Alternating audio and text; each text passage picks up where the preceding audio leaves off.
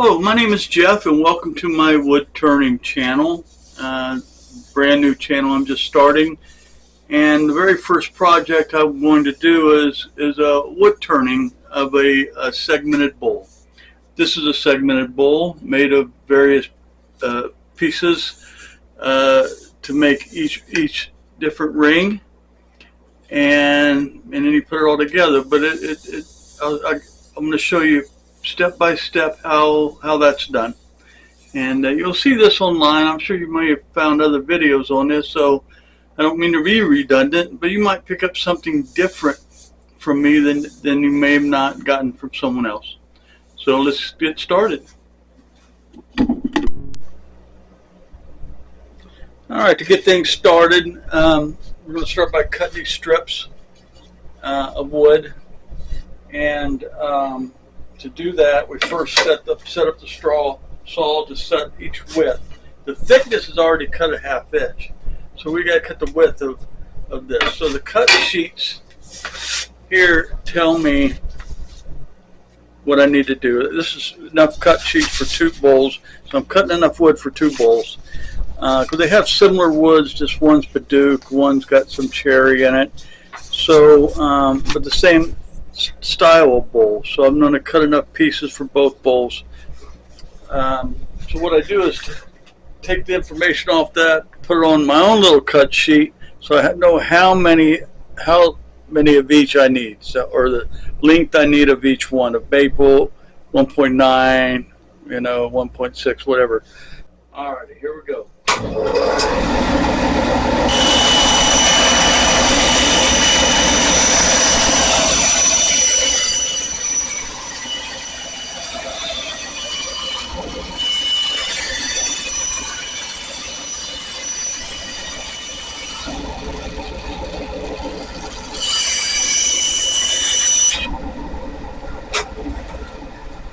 So as you can see, I just cut the strips. I'm not going to bore you cutting all these strips, so I'm just giving you just an idea of how this process begins.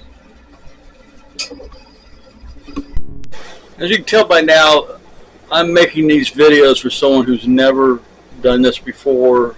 Folks who've done segmented turning might find this video pretty boring, but just to kind of show you how I do it. Others may do it differently.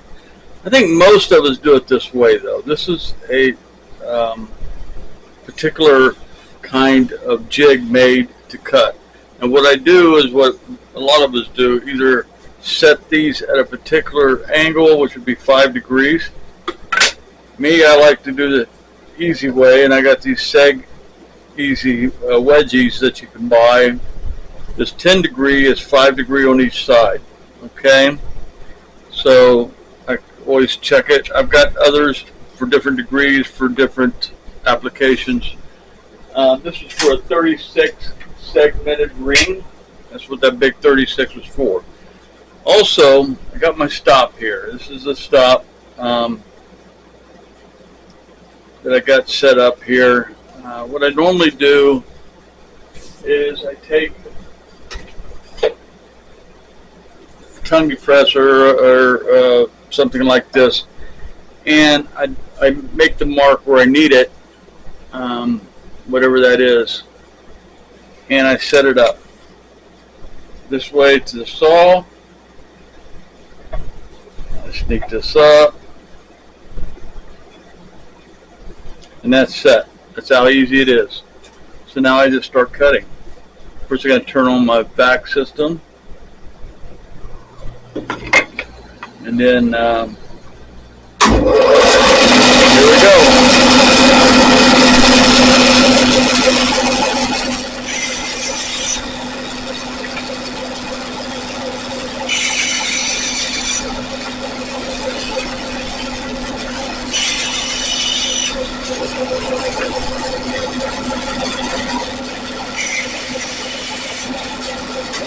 I'm not going to bore you by cutting all these pieces, but as you remember, I'm making 2 bowls, so that's 72 pieces.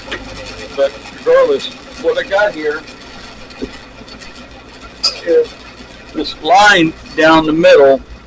I make it because when you go to put these and set them up,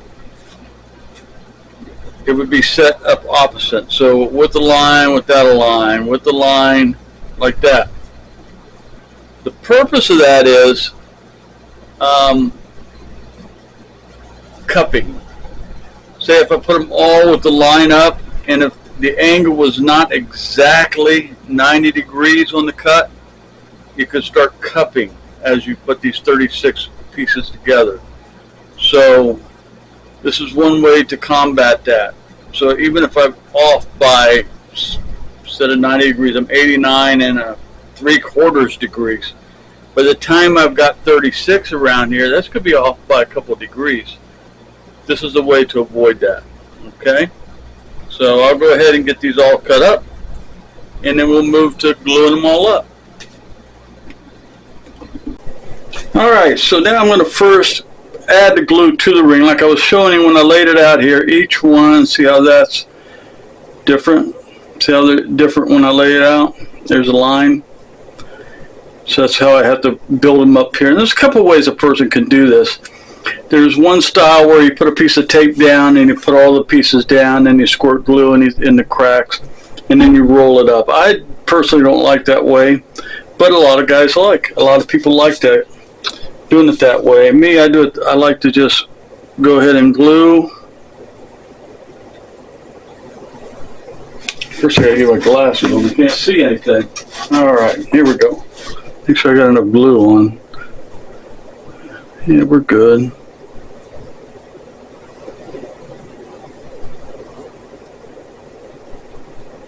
Start putting it together.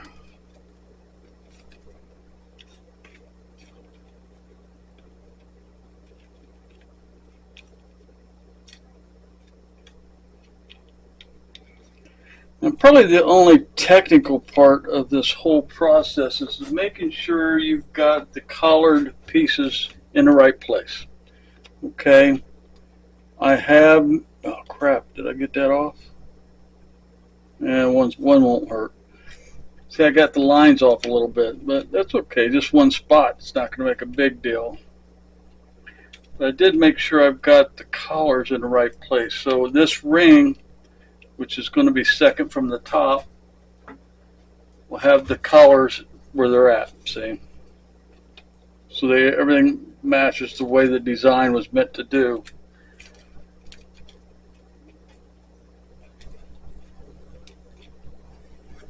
Now I'm only going to show you how I process this one ring. I'm not going to put you through the pain of watching me do a bunch of rings. Crap.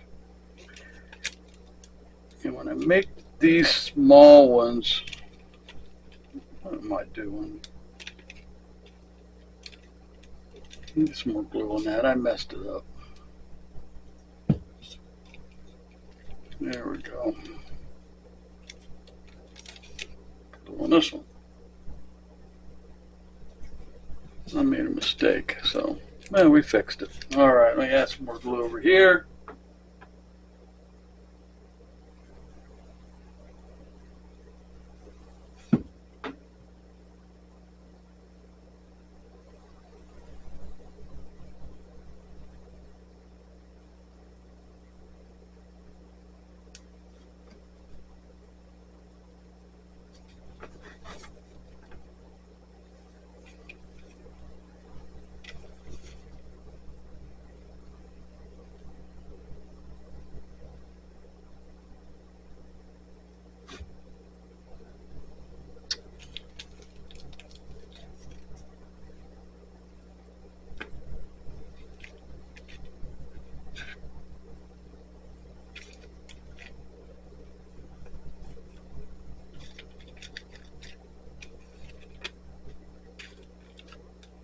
And just keep going around. I gotta finish this one up, and you'll see what how I get the rubber band on. See, I've made, oh crap, got that.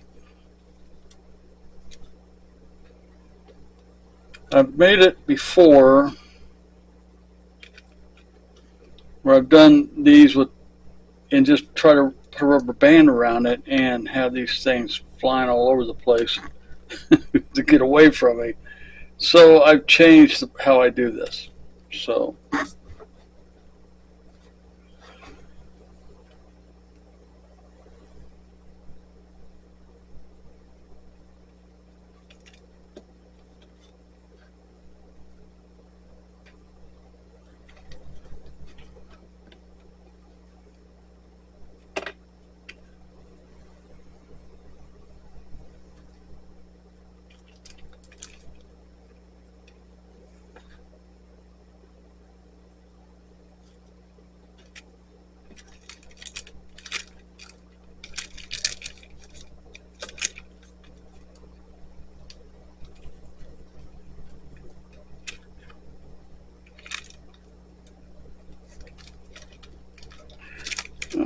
Alright, so then what we do,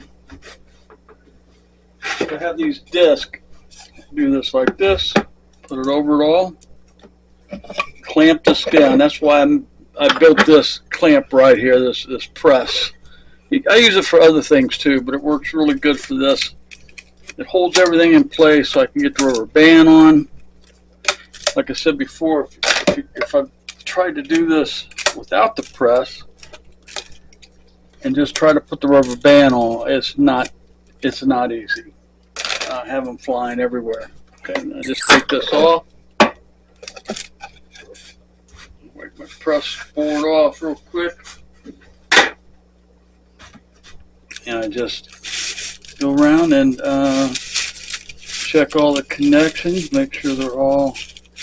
I did get some of the lines off, but that's all right. Just getting a couple off is not a big deal.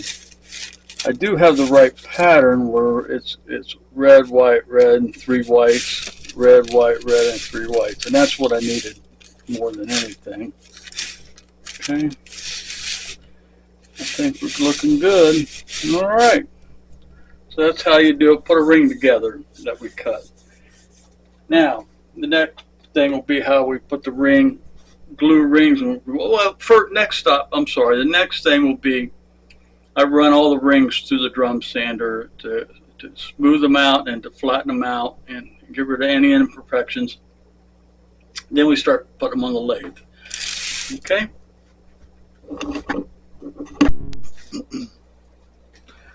Okay, it's now time to sand these. We got all of our rings made. I've made rings for 2 different bowls, and now it's time to sand them. Now there's 2 ways to do that.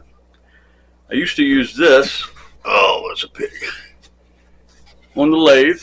I used to have this on the lathe. It'd be turning, and I would hold this against that and sand it flat. Now it was tricky, and sometimes I sanded my fingers. And anyone who's done that knows what I mean. And it's hard to get it completely the same thickness all the way around.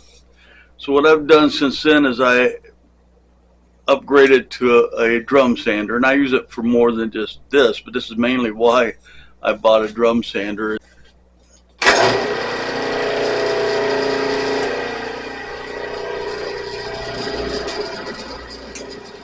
And to turn on the back system first, I'll turn this up to about. What's nice about this particular jet drum sander is it don't matter where I set it, it's got a mechanism in it so that if I put something in and it's too heavy and it needs to slow down on its own, it will. So everything's just a kind of a guesstimate up here. I like to turn it up very high and then just let the machine figure that out, but we'll go ahead and run a few so you can see what I mean. It's just real simple. So I need to raise it up a little bit. Down, I should say. I'm going to raise it, drop the drum down.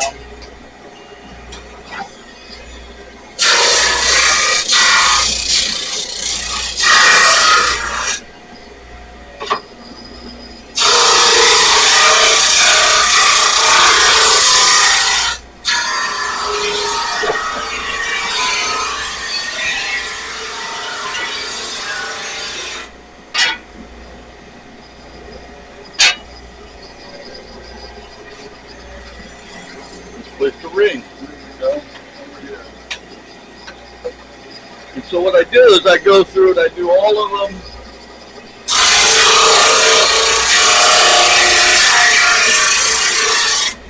At this level, since I cut all the wood the same thickness, I'm going to run both bowls through, and then I flip them over and do the other side, and pretty much done. It's real simple. This makes the job much easier. Not for just this application, but for, of course, as you can imagine, many applications. All right, to get started, we have to have the bottom plate. Do it first, and then we can start gluing the other rings onto it. Get this cut right, and then I got to put a tenon on it.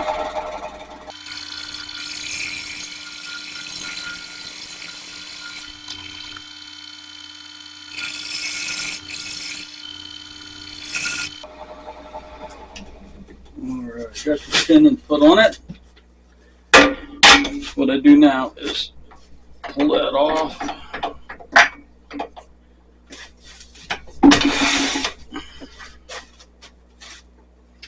I just got to get the chuck put on.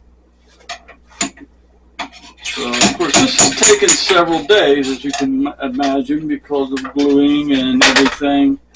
But it just takes time to make these.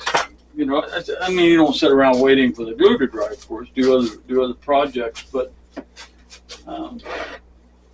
so meanwhile, I went on and made another bowl. I made a just a standard wooden bowl, and it's almost done. This bowl right here. So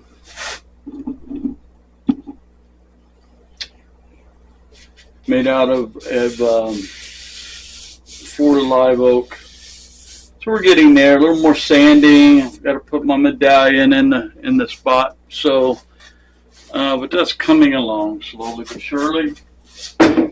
So when I was messing with the segmented stuff, I was doing that on the side. All right, let's see how this fits. Ooh, I hope it fits.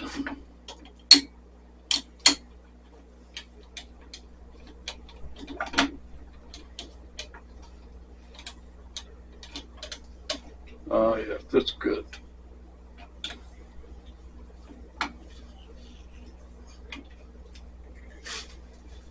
Alrighty.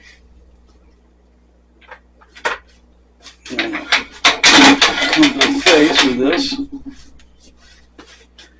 and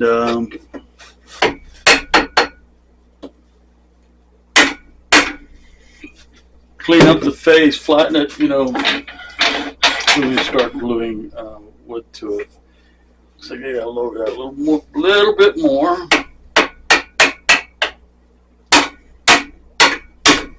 Come here, Tasha. Say hi, Tasha. This is Tasha over here. Tasha, come here. Say hi. Say hi. Say hi.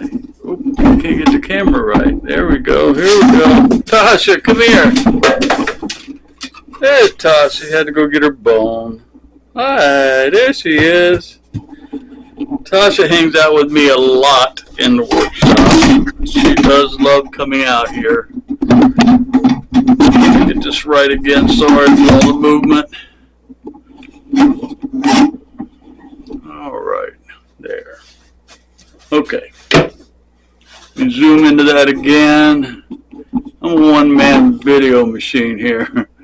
I don't have a cameraman. I'm the cameraman, I guess. All right.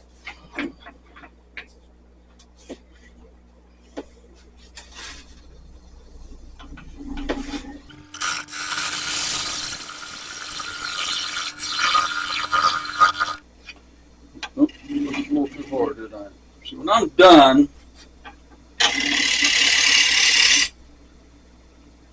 this piece I'm making, of course, is going to be the very bottom of the bowl, and it's going to kind of like, oh yeah, right on, right on. Oh.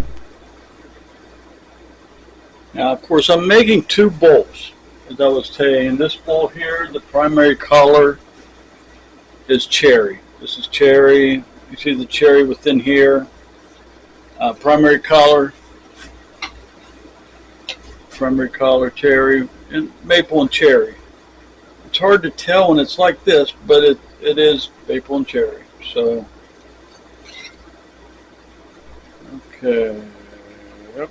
So, this one, the primary color, is called padauk. This is the other bowl we're making.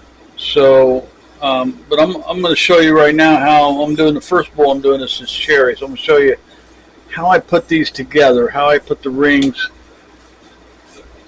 You can probably already kind of figure it out. I just glue and put it against there and clamp it, give it 20 minutes, pull it off, put the next ring on.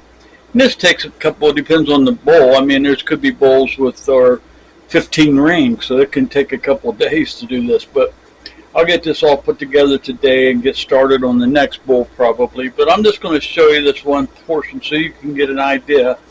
This is how I do it. Everyone's got their own ways of how they do these, but the first thing I need to do is I need to move this up close and then draw a line around here. I don't want to put glue all over everything, so as you can see, that way I know where to put glue, okay, on the inner side. Alright. I like using these brushes, these rubber brushes. I know there's a proper name for it, but you can use them over and over and over again. I cut off the things because they're too long for me. But anyway, let me go ahead and get started. And glue this all on.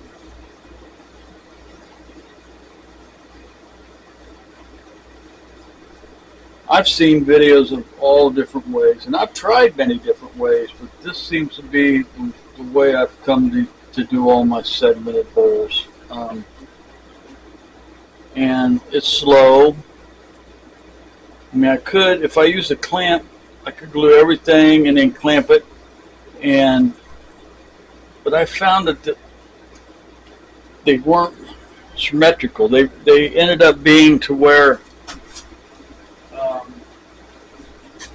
it was lopsided when I got done, and then you put on the lathe lopsided, and it doesn't turn right, and it just fails. You can't get it completely done. Okay, and I'm using this as a clamp is all, right? And that's one ring, so I'll just keep going and stacking and stacking. Alright, I'm not going to bore you stacking all these rings and gluing them on, but the next step will be we'll actually get to the point where we're making a bowl, where we're turning it on the lathe. Okay, now it's time to turn these bowls. As you remember me saying that I cut enough pieces for 2 bowls. This one and this one. Got them all glued up, and now it's ready to turn both bowls. Let's get started.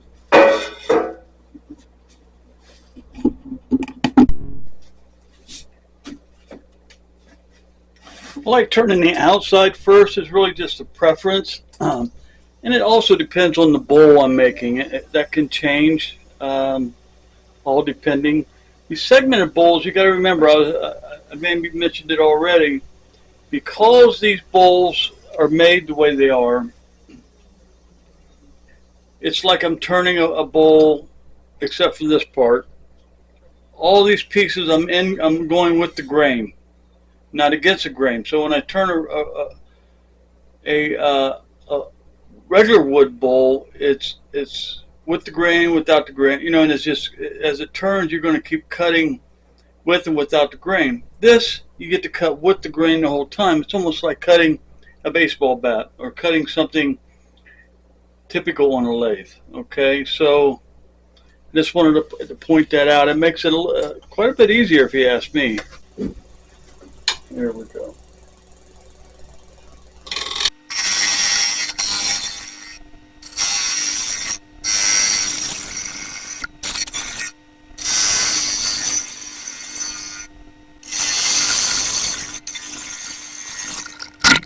If I pulled that off the camera, huh? Okay, let me check something real quick already. Make sure I didn't get too thin right here. And a little thin, so I don't want to cut in this area too much more. Always want to be keeping an eye on that. I need to turn this on. This,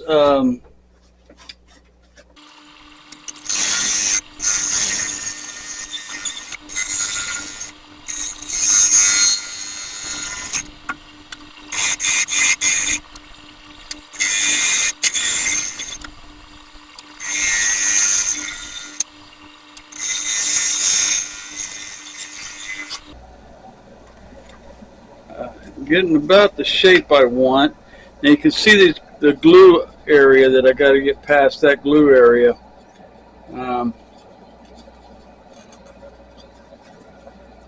All right, we're getting there.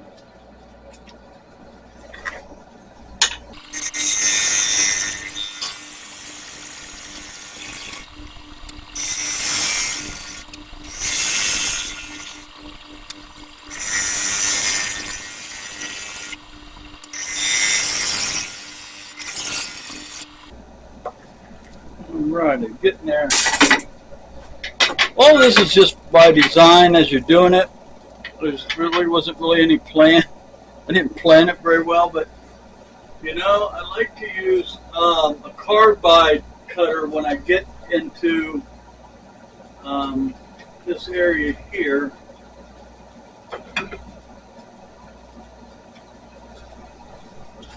Down in these small areas here, see.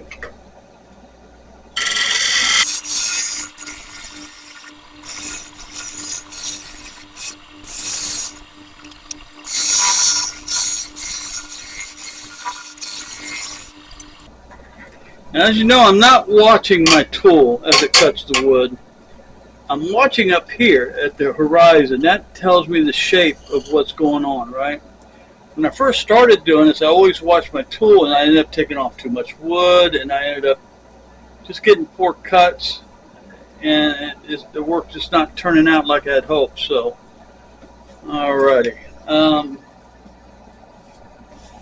think that's about it for the back. Other than some sanding, a little spot right there, but that's a sanding thing. Let me try one more thing right here.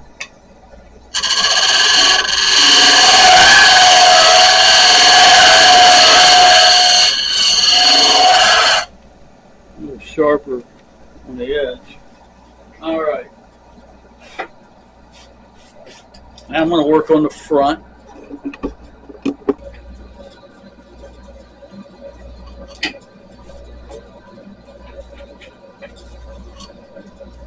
There we go.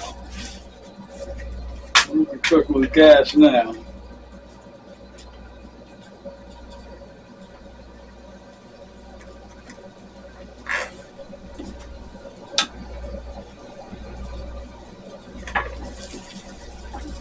Glasses are dirty. Just give me 1 second. That's the problem with having to depend on reading glasses to do this stuff. Just to get dirty real quick. Then everything's blurry. Before you know it, I'm not sticking my cutter in there. I'm sticking my finger in there.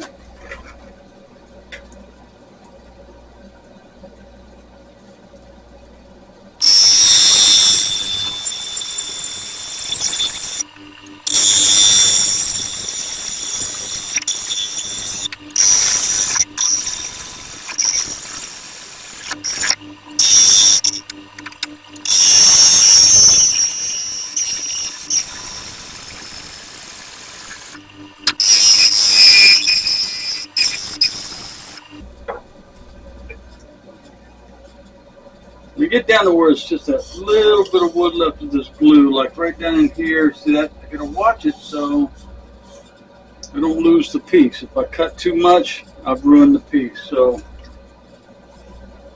we'll see what happens.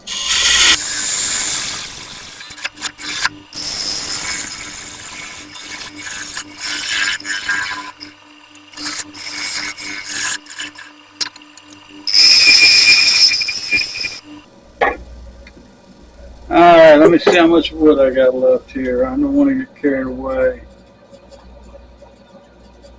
Okay, I got about right there where I need wood, about 3/16. So I can go maybe another 1/16. Looks like I'm about 3/16 everywhere, so I can go down a 1/16 only. That's almost sanding.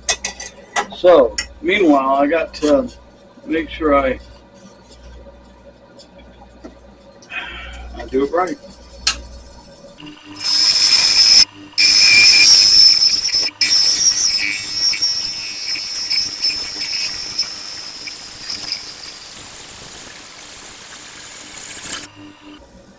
All right, I think we survived. Okay. A little more glue work there. It's making me mad. What happened is the piece, the last ring I put on was a little bit, wasn't as completely round, it's a little bit oval, and that's what's caused this one section to not, and when you line it up, you just never know, right? So I've got to do something about that. Darn it.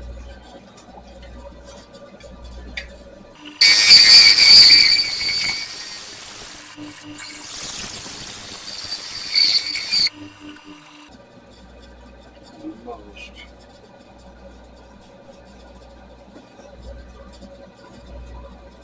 What? I don't know if I've ever had it this close before.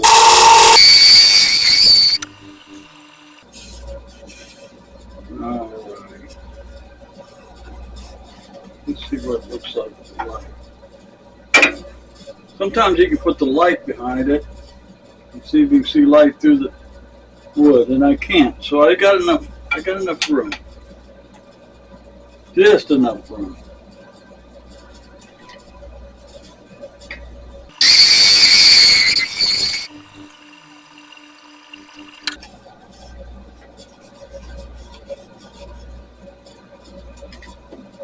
I'm going to change to my trusty Gansey, the negative rake scraper.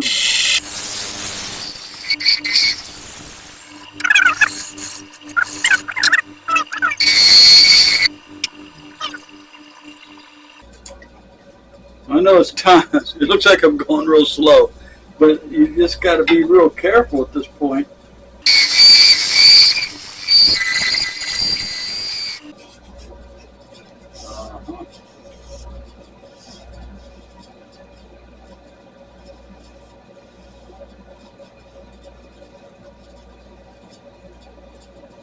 Wow.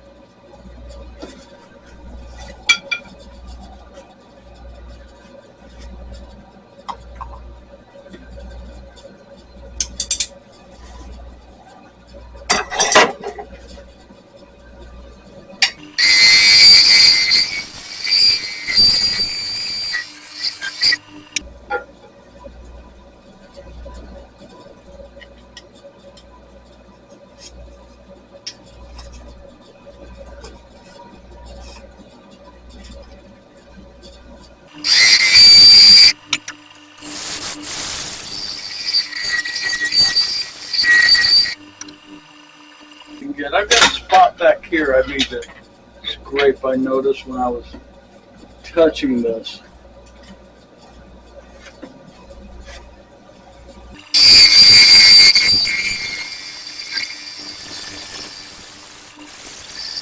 All right, here's that piece, and I don't know what that took, maybe 30 minutes to do total. It doesn't take long to cut it, and that's my favorite part to do, which is most wood turners, is the actual turning. All the work that got us up to this point. Now remember, when I was building this thing and lining these all up, you've got to make sure you've got these lined up, because if not, you'll get to this part of the bowl and look at, well, shoot, that's in the wrong place. It happens. So that's why I'm really careful now when I'm lining it all up. Okay. I'm going to go ahead and record the next bowl. I mean, if you want to fast forward through the video, you can, but I'm going to go ahead and do that one as well. And then I go back. I'll just sand it. I won't sand it on video. We'll just get it all sanded, and then after we finish the other bowl, we'll come back together at the reveal. Okay. Okay, and let's go ahead and get started on the second bowl. As you see, it's a different style, different pattern. The way all the pieces are cut the same for each ring, but it's just a different pattern. So this is how I'm able to get a couple bowls at a time that way. All right, let's see what I got here. We're about 1,000. Starting out with 1,000. Need my glasses on. Everything seems blurry for some reason. All right.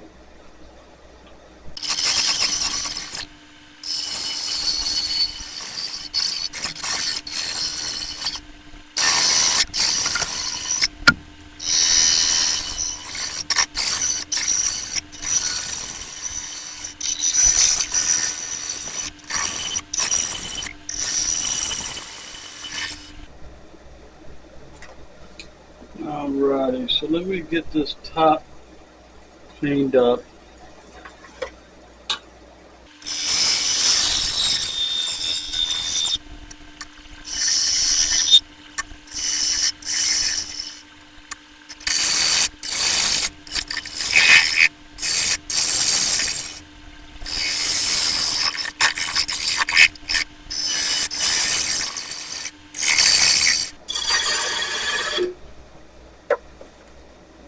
Get that part. Now this is not going to turn out exactly like the other one because the wood's a little, when they glued it up, it's not exactly the same shape. So you kind of go with what the wood provides, what it offers you, and you work with what you got. Like this bottom base was a little different because it was made out of the cherry I had laying around, where the other piece was glued up wood to get a height on it.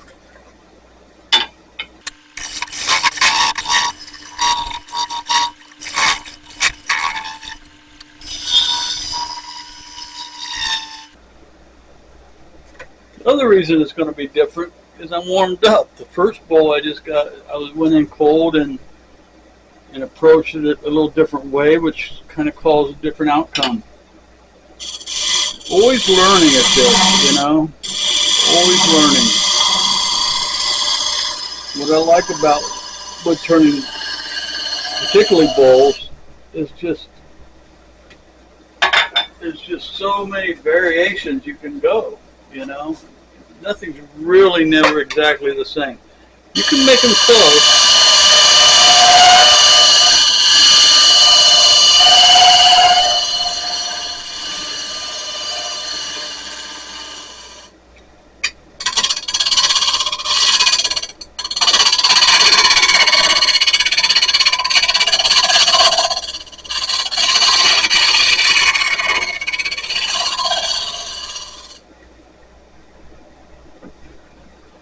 Alright, so now it's time to turn around and do the front of this bowl.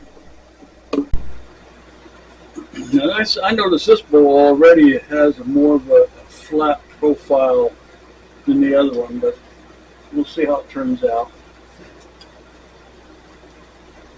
Running about 3,000 RPM, half-inch gouge. I like these Thompson tools too, if you ever want to check that out. Anyway.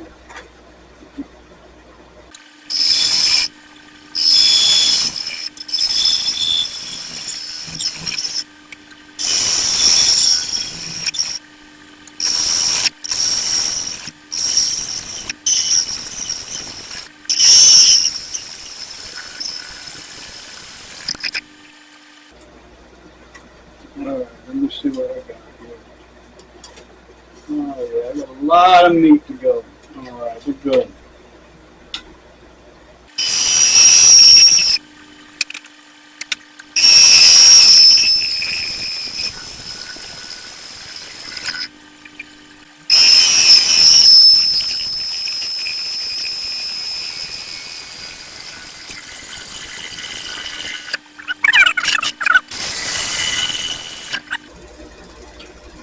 Alright, let me check some things. Always got to keep checking. Maybe I'm paranoid. I've had my run-ins with problems, but yeah. All right.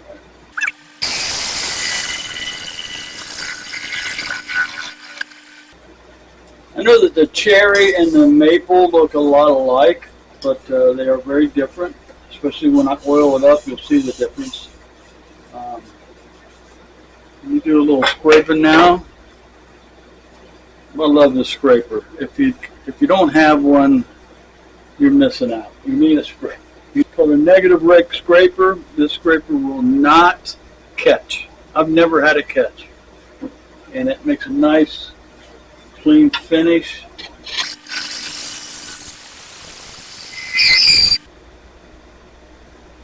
I think I got one little spot I have to work on, kind of like that last one.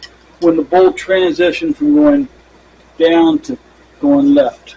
See, I got a little bit of spot. It's not nearly as bad as that other one was, but we'll get it done.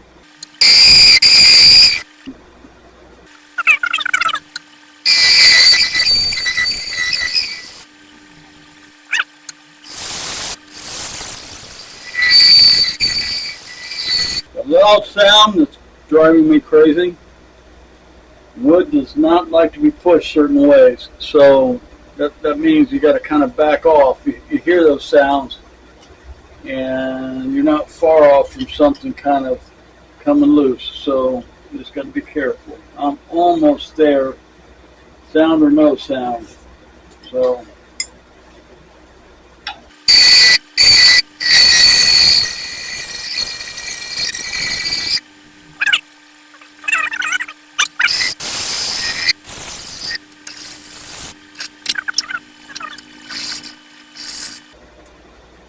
alrighty, I think we have a turn pole. The only thing left to do now is sanding. So I'll come. Alright, next step is to remove the bottom, remove this tenon. I put the bowl in the cold jaws. I put this blue tape on to protect the bowl. I did the same thing with the other bowl. It's ready to go on the lathe as well. And I'm going to go ahead and get started.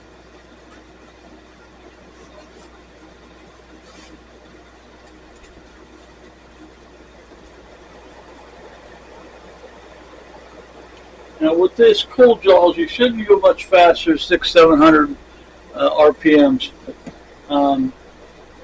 Sometimes this wood can get away from you, so you just got to watch it, be careful, go slow.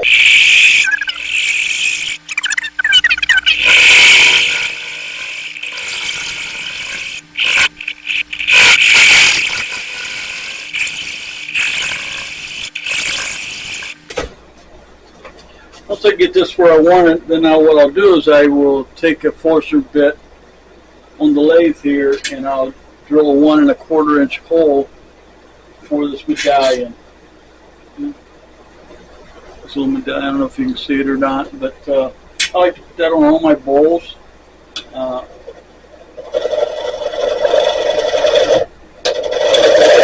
So I ordered them from another small business on Etsy. I like to buy stuff on Etsy, support small business.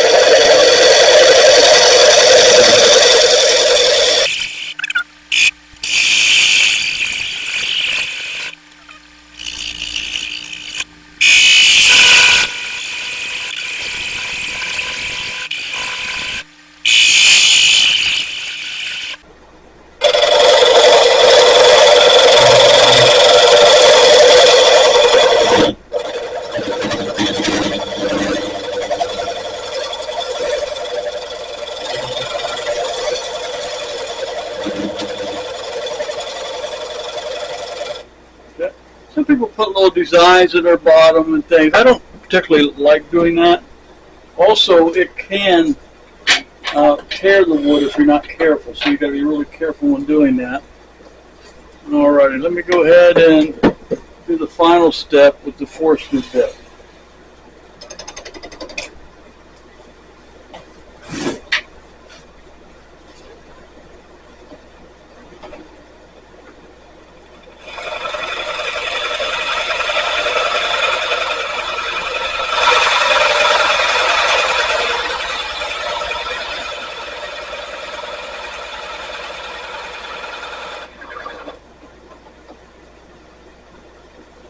That's pretty good. Yeah, that's good.